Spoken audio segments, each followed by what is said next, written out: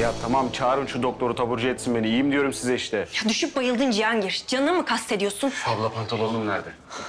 Yok canım, yapmıyor öyle bir şey. Çalışmak istiyorsa çalışsın, böyle zorlu olmaz. İyi, sen tabii git oğlum.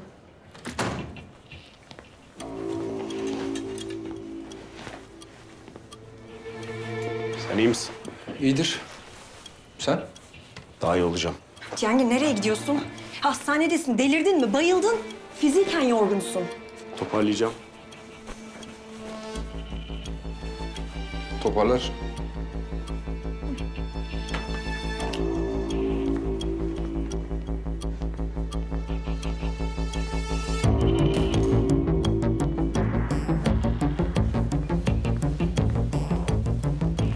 Cihangir, ayakkabılarını unutmuşsun.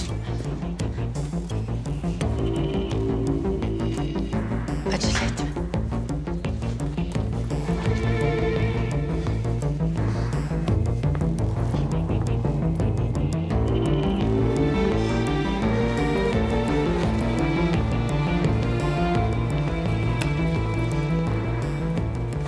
Nereye? İskender'le konuşmayalım mı? Konuşmadık mı? Doyamadım.